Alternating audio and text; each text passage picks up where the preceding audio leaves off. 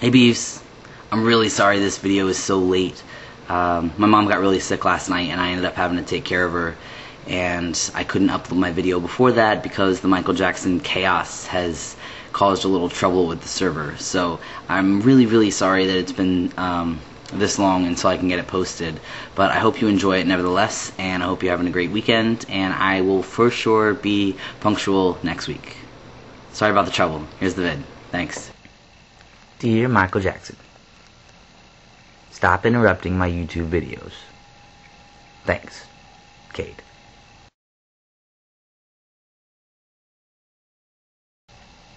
Hey, okay, so this week we're talking about the Ode to Gay Men.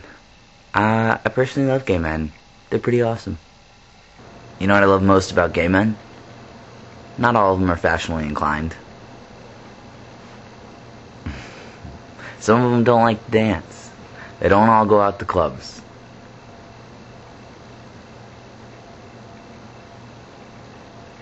Some of them are smart. Some of them are not. Some of them are drama. Some of them are not. Most of all, they're just guys.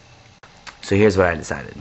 I wanted to talk about trans guys, obviously, because that's my perspective, who transition and end up dating men.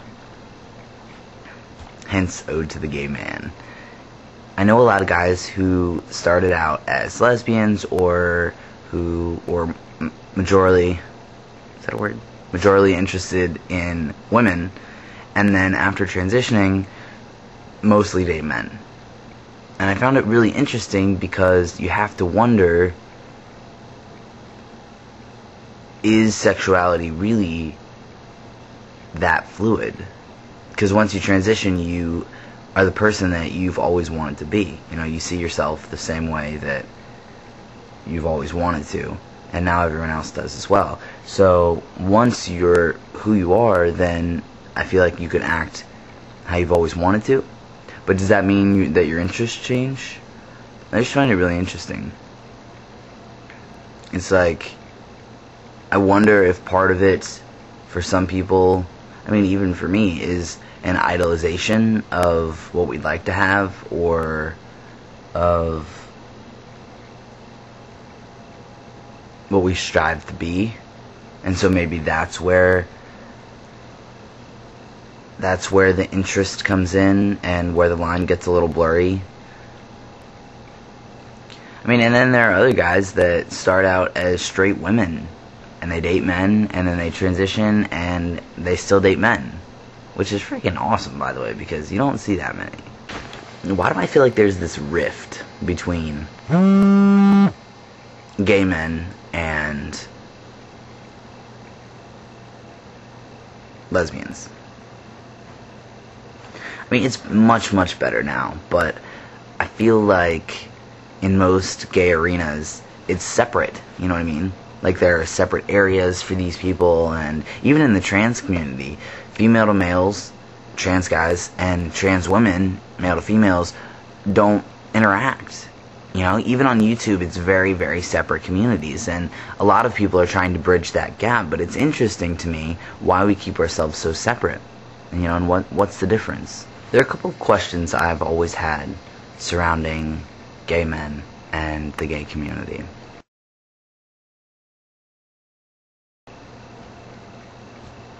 I mean, naturally, these are generalizations that I'm talking about. Not every circumstance has a stigma, and it's definitely a lot better than it was 10 years ago.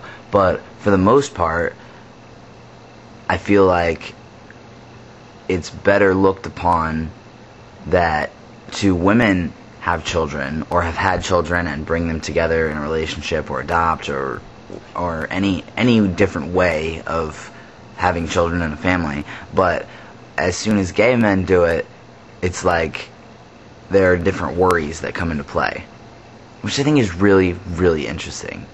These are all people, right? I mean, I want to be a dad just as much as you want to be a mom. Which brings me to a topic that I kind of wanted to talk about for a little while, and it may be a little off range here, but I think that I can make it work. I wanted to know about the term queer and what people think of it, especially in the trans community. Because, take me for example, if I was a lesbian and transitioned and now I'm a straight male majorly, because most of the time I date women, I'm interested in women, so in most people's eyes that makes me straight. But because I have different experiences and a different background, I won't ever be just a straight guy. Because I'm more open-minded to a higher range of possibilities, and because I have had different interactions and experiences, and I come into things with a different perspective, do I have the right to say that I'm queer? Is there a right?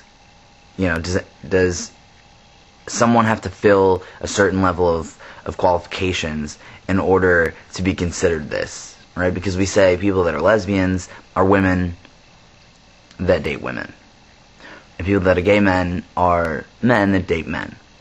So if you're queer,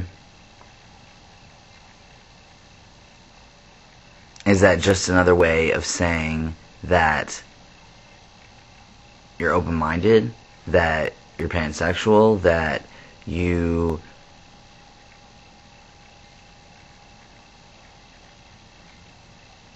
or is it just a way, a political and social identity that says maybe that you're not so vanilla?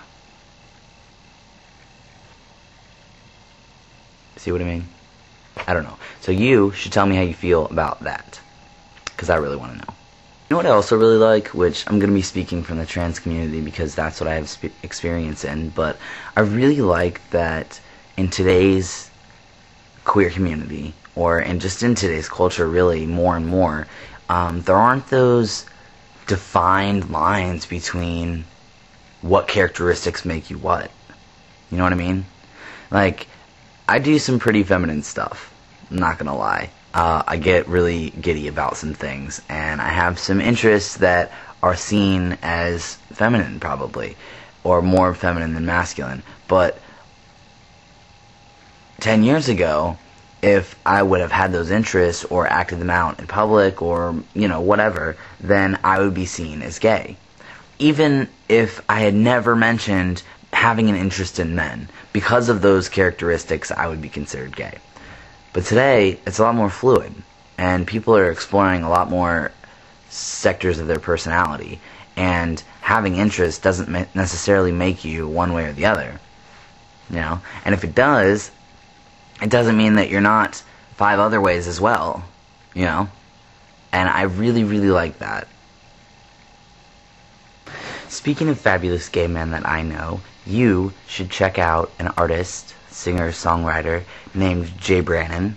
He's here on YouTube. I'll put the link over there.